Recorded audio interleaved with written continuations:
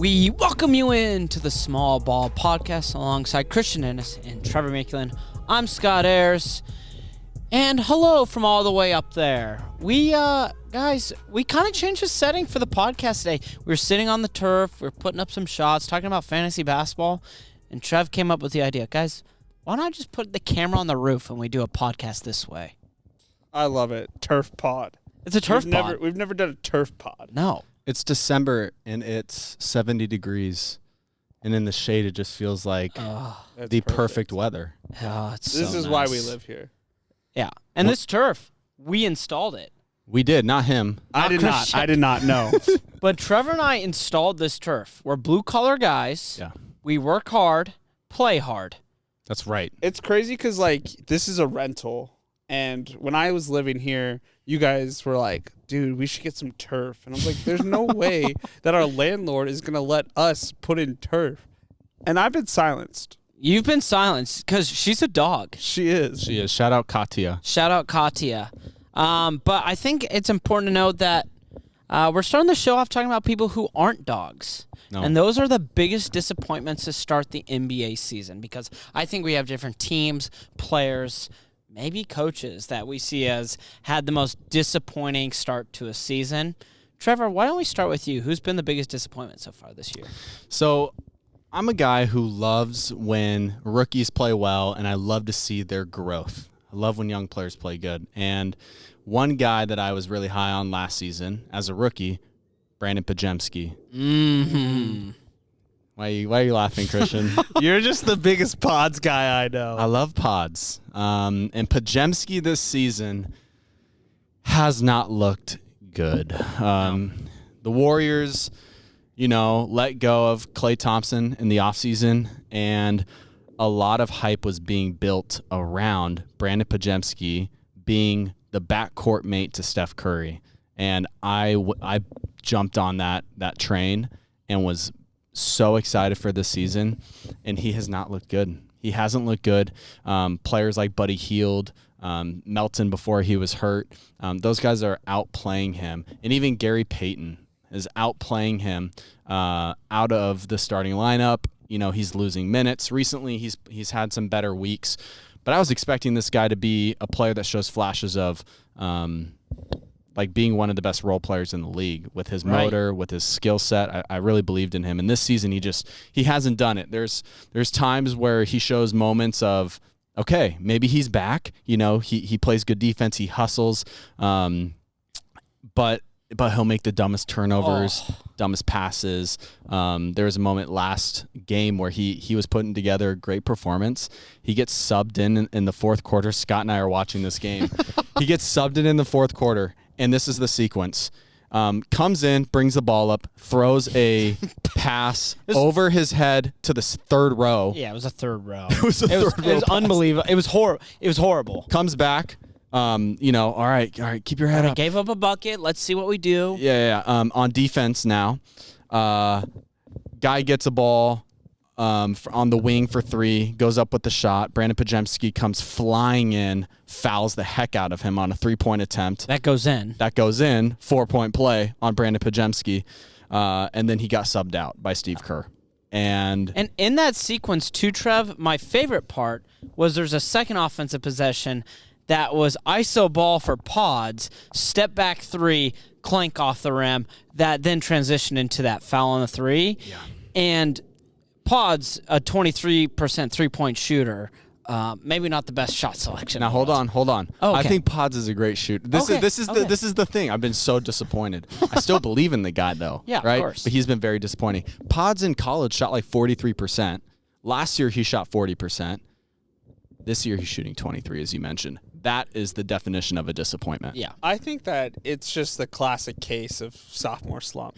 It's a real thing. He showed really good sign as a rookie, and then now he's not playing as highly as he did. And it's just, for whatever reason, a lot of players go through it. There's not a ton of players where I feel like they're second years, and they're like, whoa, this guy's better.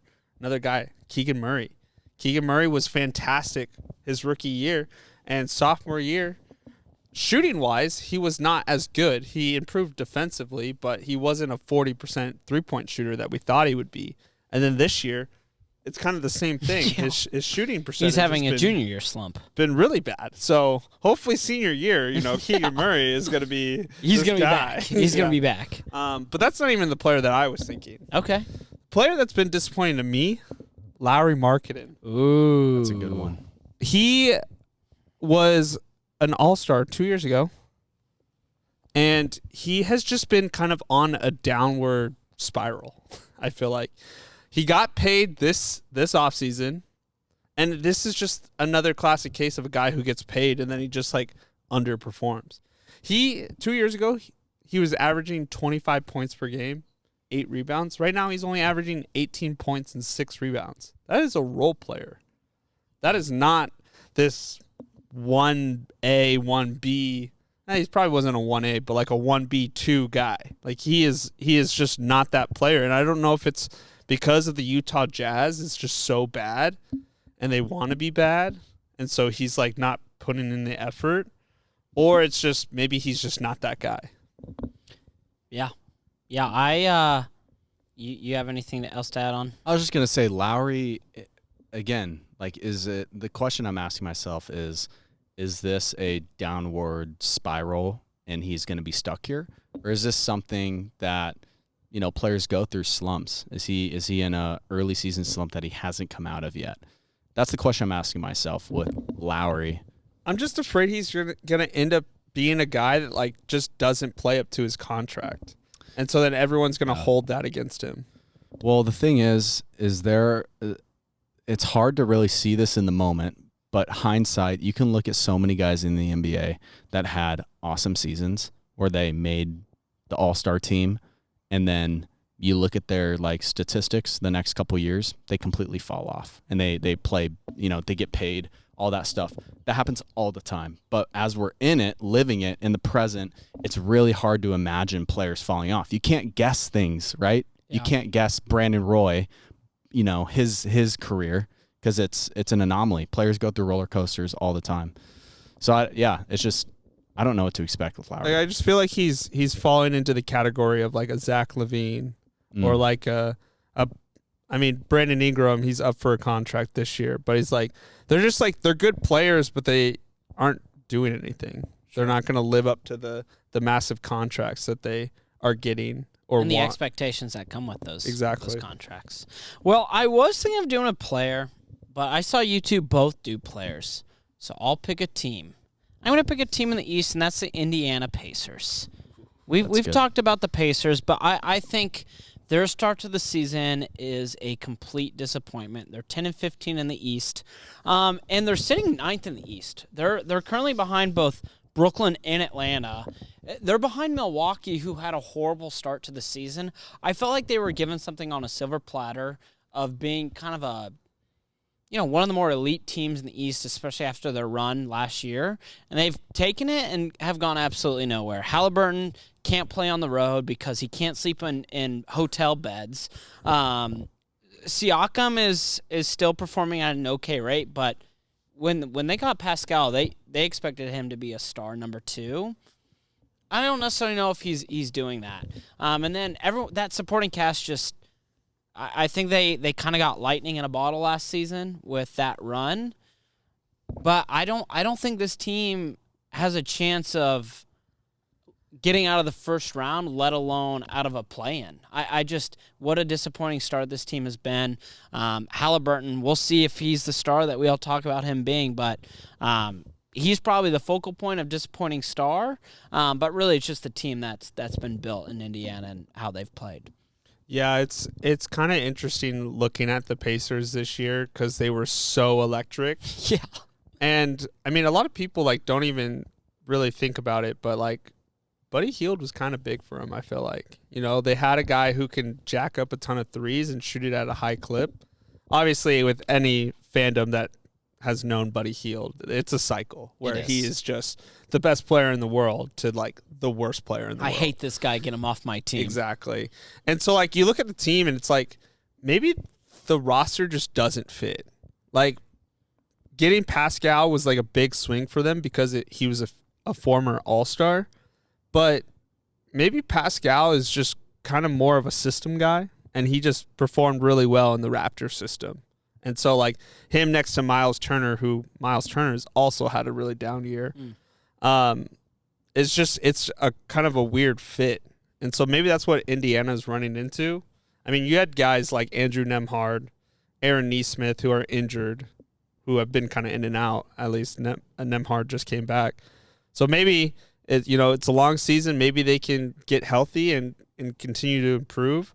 But they're also like this kind of weird like timeline too of like they have a lot of young talent. Yes. Like Benedict Mathurin, Jarris Walker, who like would be awesome guys to like develop.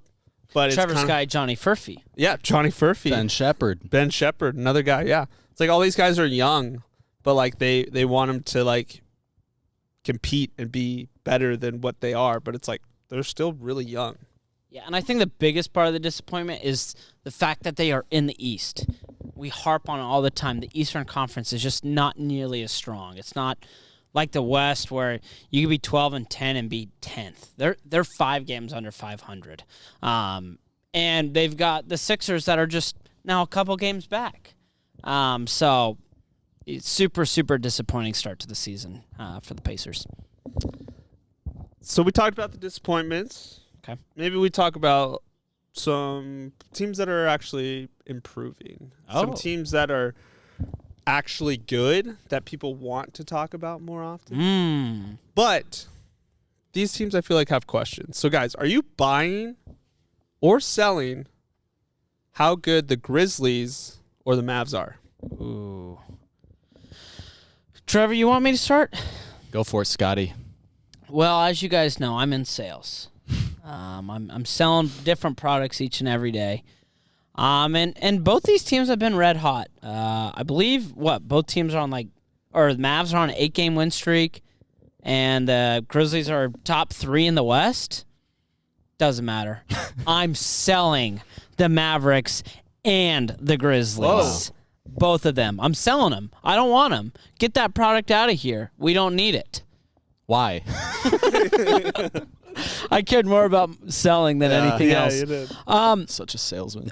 This Memphis team, I think two different things. This Memphis team, I think in order to win the West, and this is what I'm selling, that either of these teams will win the West.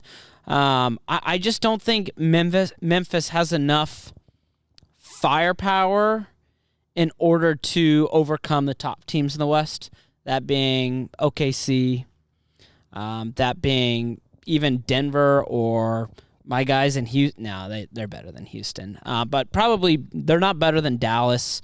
Heck, I think Minnesota would beat them in a 7-game series. For Dallas, purely matchup based, I think that they got lucky with playing Minnesota and an experienced OKC team last year. I don't like their front court. I know they do have Lively, but I just think with some of the better centers in the West, that would be a huge issue. They're still a really good team, so it sounds weird selling the Mavs, but I think for winning the West, I would sell the Dallas Mavericks. Scott, you're in sales. I'm in sales. I like to buy things. Whoa. I'm an online shopper. If you live with me, you know that. Yeah, it's true. And I am buying for sure the Grizzlies. I'm buying the Grizzlies. Wow, for sure. For sure. That's a big sign of approval. I'm taking my paycheck and I'm paying whatever they want because the Grizzlies, to me, are the second best team in the West. That's who I talked about last week when we were trying to figure out if the Rockets are that. They weren't. They had a bad week. But I really do think that the Grizzlies are that good. You have John Morant, who's throwing down reverse dunks. Unbelievable dunk. He looks great. And Jaren Jackson, obviously we know plays better when Ja's playing. They're getting healthier. You have guys like Marcus Smart. You have guys like Desmond Bane who are getting healthy, coming back. And to me, that team is just, it's built well. We talked about a team that's not constructed well, like the Pacers. The Grizzlies, look at their roster.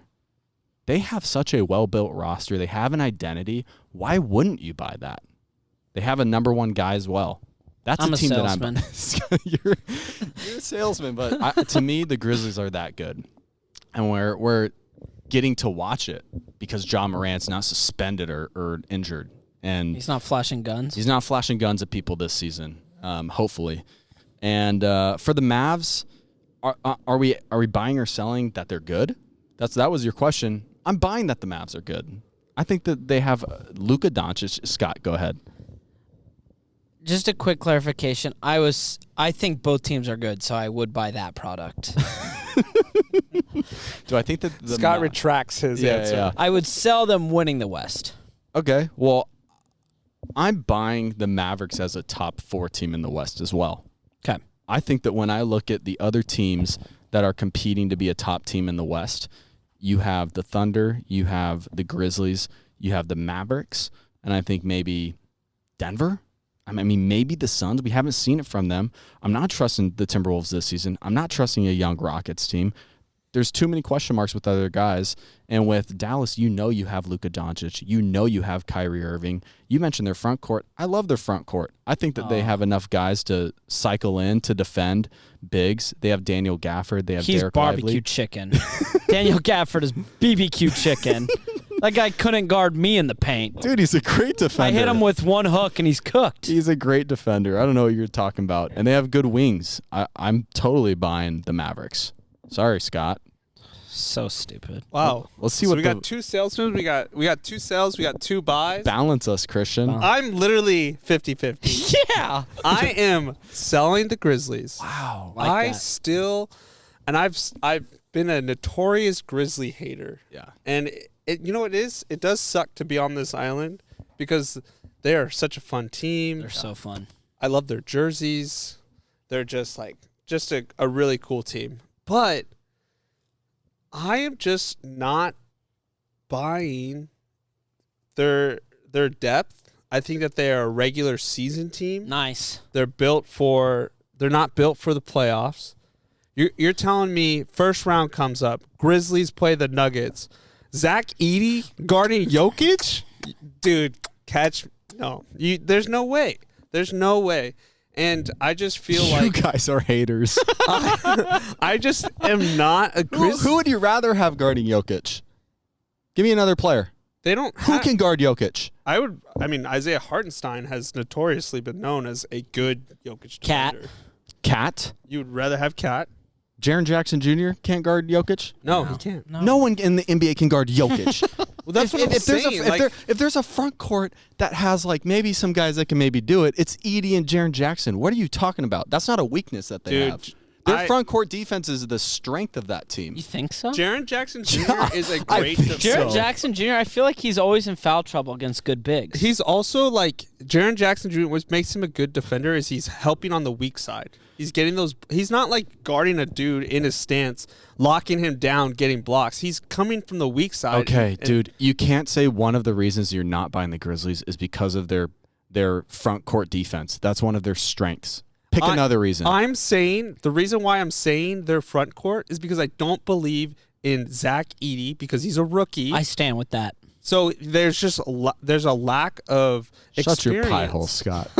That's why I'm not buying the Grizzlies. I'm not saying that they're a bad defensive team. I'm just saying their experience is what's gonna hold them back. Gosh, I didn't expect me to be such a Grizzlies guy this season, but I have no other choice.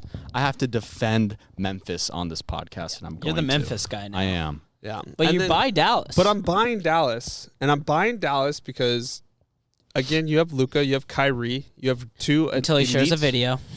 Who? Kyrie. Shares it. Oh. When he shares the movie. Yeah. So you have 2. You have a legit 1A, 1B, and then you have guys like Najee Marshall, PJ Washington, who are gonna be dogs. They're gonna do all the dirty work. Lightning in and a defend. bottle. Scott is a hater. Klay Scott is a Thompson. hater. Bad. Klay Thompson. I'm not sold on Klay Thompson. Yeah, thank Klay you. Thompson's kind of washed. But It's okay. They don't need him to be. they don't need him. anything. Honestly, we Just could be a spot up we guy. could even see Klay Thompson be moved at the deadline for all we know. Yeah. Fair. But I like Daniel Gafford and Derek Lively. Thank you. I think they're Don't good. buy it. They're good defenders, and I think that Lively is. He has more to show than what he's been showing. I think he's a good passer. He's gonna keep developing his 3-point shot, and so if you have spacers, the Mavericks are going to be tough to beat. And they did it. They went to the finals. What are you saving up for, Scott? You're not buying anything. What are you going to buy? I'm waiting to the deadline to buy. I'm gonna have so much cash at the deadline. Gosh, I'm Christian all will out. have some. You're out of cash. I'm Trev. out, brother. You've bought all that you can buy. Give me the Grizzlies and the Mavs, baby. Well, we got those mock trades we need to chat about. oh, I forgot about mock trades. Yeah. It's this time of year that, writers are just fiending for clicks. Yeah. And this time of year, the NBA has rumors going all over the place. And right now, the NBA trade rumors have been juicy.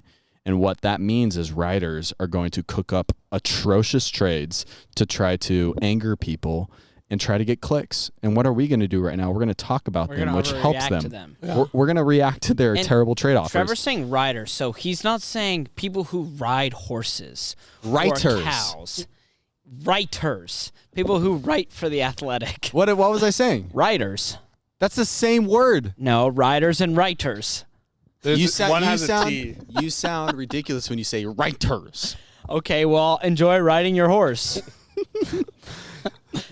Go. Okay, I thought you were going to talk about the I was trades. teeing you up while you pulled them up. Oh, okay, my bad. Because I'm prepared. I think that way. This article is by Greg Schwartz. Call them out.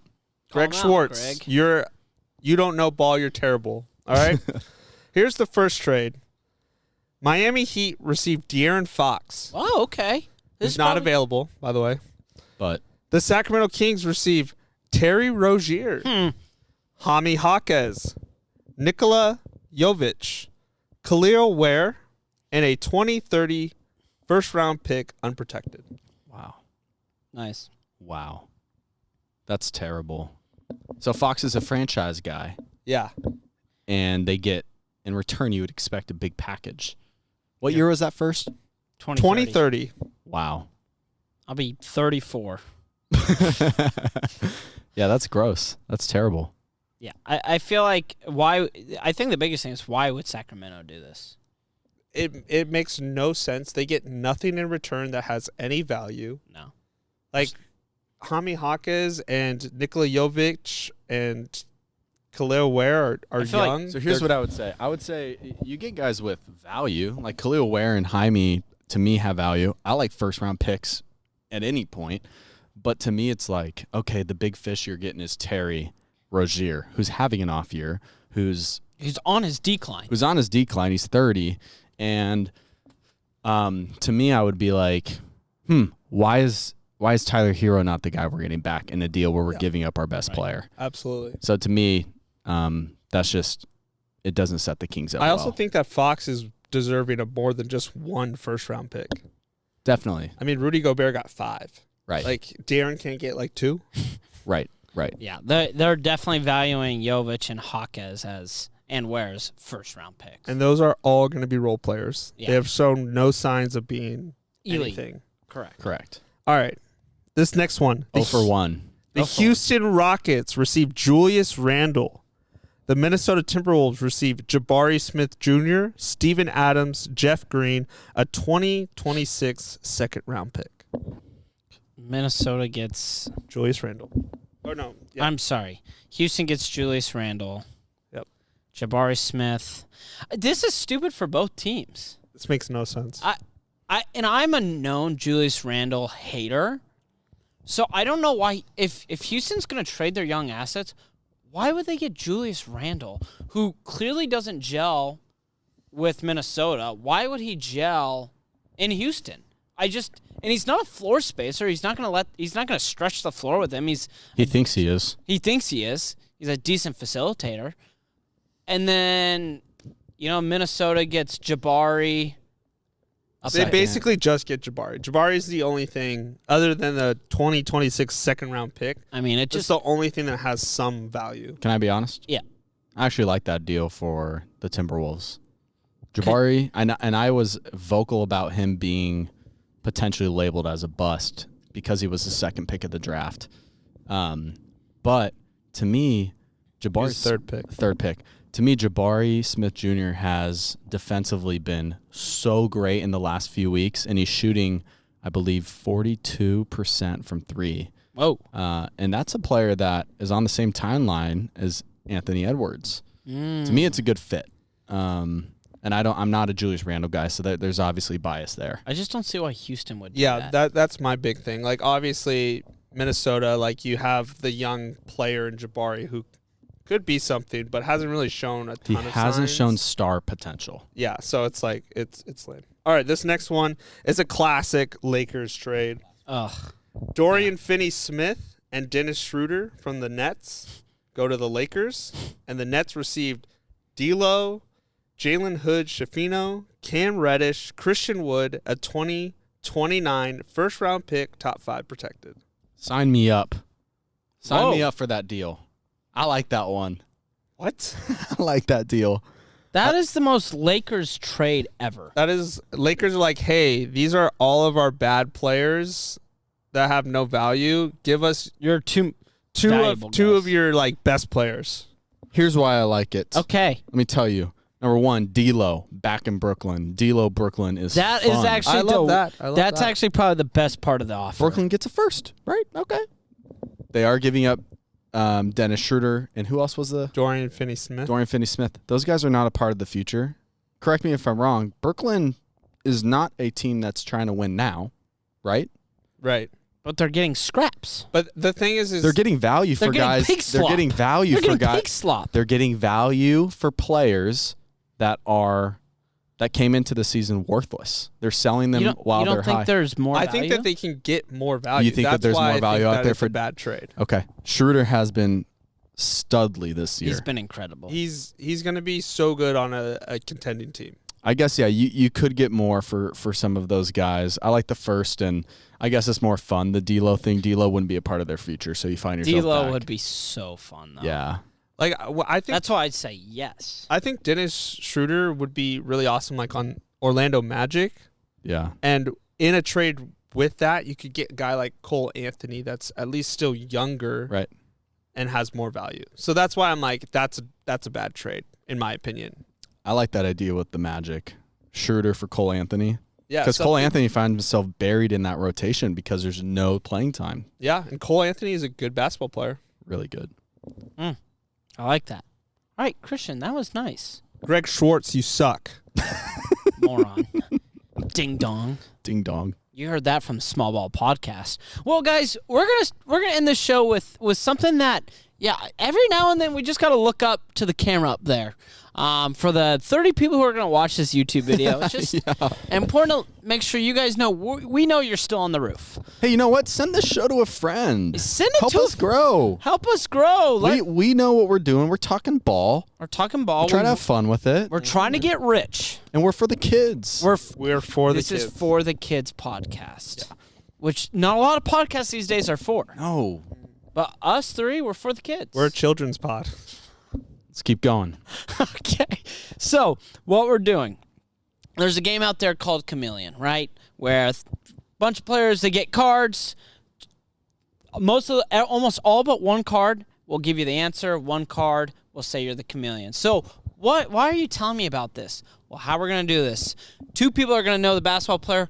One player isn't. How we determine this is fair. Because if I said, all right, I'm going to just pick a player and send us all text, I would know the player. So what we did, we texted a friend who's a fan of the show. Shout out Brandon. And he sent us all individual text messages. With invisible ink. With invisible ink. So, 2 texts will have an NBA player. 1 text will have mystery player. How does it work? We're just going to go in a circle. I'll go, me, Christian, Trevor. Me, Christian, Trevor. Me, Christian, Trevor. We're each going to say 3 words. Each going to say 3 words or 1 word at a time? Three 1 rounds. word at a time, 3 times. Okay. You guys like that? Does it make sense to you, listeners? If it doesn't, you'll pick it up along the way. Yeah. Yeah. Our listeners are smart. They are really smart. They're really smart. All right, I'll go first. Hold on. I'm just going to say it to the reel so that it... Yes. Yep. Do it. Okay, let me see. 2 of us know the player, 1 doesn't. Serviceable. Journeyman.